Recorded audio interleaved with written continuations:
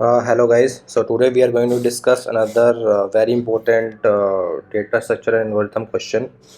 So this is the question: count unreachable pairs of nodes in an undirected graph. And this question is if we go to companies tags, and this question has already been asked 5 times in Google, 2 times in this Commvault company, and 1 time in Amazon as well. So I hope you can understand, like, it is very important question. So let's go into this question. So the question is, you are given an integer n. There is undirected graph with n nodes numbered from 0 to n minus 1. You are given 2D integer array edges where edges I is equals to ai bi denotes that there exists an undirected edge containing nodes ai and bi. Return the number of pairs of different nodes that are unreachable from each other. So in this question what we have to do is, let's consider these examples which are given to us. So n is 3 here and edges are 0 1 0 2 and 1 2. So as n is 3, so there will be 3 nodes 0 1 2 and edges are given to us.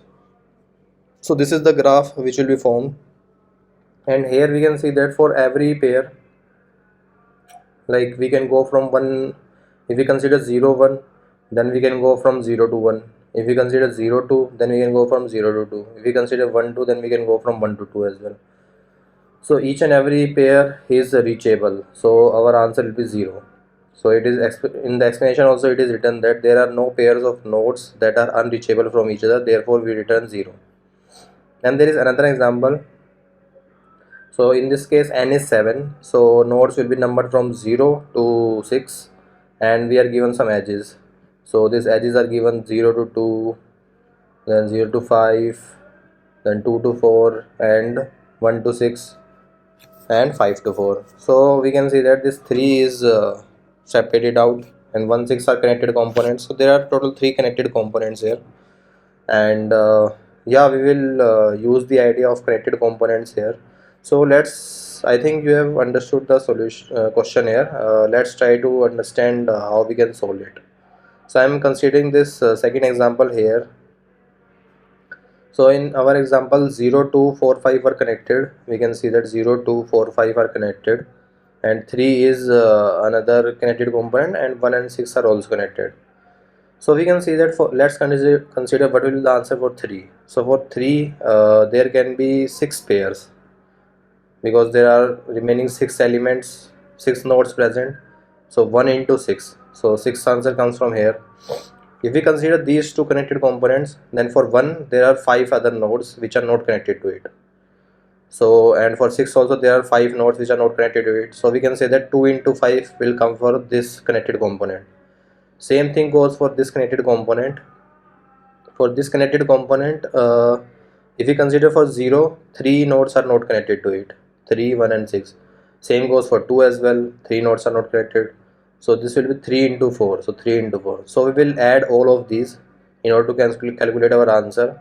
So 1 into 6 comes here, plus 2 into 5 plus 4 into 3, and we will divide it by 2 as well, because here we are counting, suppose for 3 we have counted 3 comma 5, and then when we are counting for 5 we are also counting 5 comma 3. So we are counting each pair 2 times, so we'll have to divide by 2.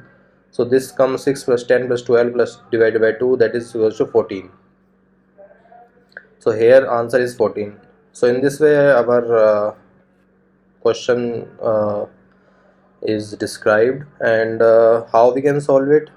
We'll like maintain one visited array, boolean array, and for each of these nodes we will assign first false value, and then we'll start from 0th node, and we'll run a for loop which will start from 0th node, and we'll check.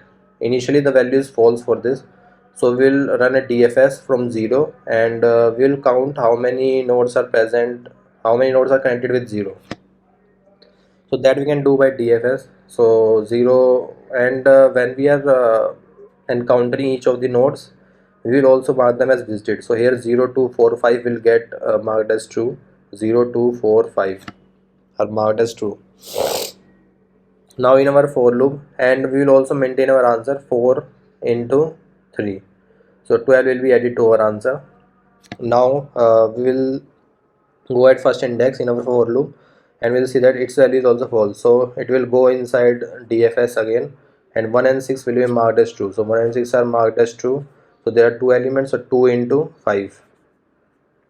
So 2 into 5 will come. And now at last we'll see at second index true is present, so we'll move to third index. So at third index false is present, so we'll do DFS at third, and only one node is present here, so 1 into 6 will go. So how we are calculating the second value? This is the current number of nodes which are present in our connected component. So we will subtract this current number of nodes from the total number of nodes. So total number of nodes are 7 minus 1 6. Here in this case also 7 minus 4, that is 3. Here also 7 minus 2, that is 5. So in this case, so in the last case also we will update it as true, and we will add 1 into 16 into our answer, and then we will divide by 2, and we will get our answer. So I think you have understood the algorithm. So let's move on to the code part. Let me move it this side, and we are given this function which we have to implement here. N is the total number of nodes, and in edges we are given all the edges. We will maintain one adjacency 2D array, and here M represents edges size, how many edges are present, and then we will we will make our graph here. Like we will encounter each and every edge, and for each of the edges we will push them into our adjacency matrix, and then we will create this visited boolean array, this which we had talked about here. And initially all values are false, so we are setting here all values as false, and then we will initialize our answer as 0. Remember, this will be long because we have to return long in the answer. And we'll also have one count. This count will ensure that how many nodes are present in the connected. So when we will be going into 0th node, then value will be 4. For this component, count value will be 2. For this component, count value will be 1. So in this way, we will iterate through our all the nodes, and we'll check if visited is false. Then we will implement our DFS, and whatever count answer, we will initialize our count as 0, and whatever count answer we get, we will subtract it from n, and we'll multiply these. So as in our case, if we get count answer as 1, then we will multiply it by 6. So we will add this answer, and finally we will divide our answer by 2, and we will return our answer. So this code is understood. I think only DFS part is left. In DFS we are passing this adjacency matrix, and this visited boolean array, and our count variable, because we want to count this how many nodes are present in our current connected component, and n is the number of total nodes, and I is the current node which we are processing. So let's come into our DFS. So initially we will mark visited at current index to be true, and we will increase our count by 1, and then we will traverse each and every neighbor of our current in. So this we can get by this, and we'll check if visited is false, then we will again do DFS for the neighbor as well. So in this case, this is a simple DFS code. So through this we will get our count variable value, and we'll update it, and we will return our answer. So in this way, I think this code will work out. So yeah, I think this should be fine. And if we talk about the time complexity, then for time complexity we can see that this loop is running n times, and we will have to process each and every edge also, so it will be n into m. Time complexity is also acceptable, I think. No, sorry, it will be we are encountering each and every node only, so time complexity should be O of n. So yeah, as n is given as 10 to the power 5, so this will get accepted. So let me try to run it. So yeah, this is working fine here. Let me pull it up, and let me submit it as well. So yeah, it has got accepted. So yeah, I think this solution is working. So I will attach this solution in the comments, and I will also add the problem description in the my description of the video. And yeah, I think you have understood the solution to this problem. If you have any doubts, then you can ask me in the comments. So thanks, and have a nice day.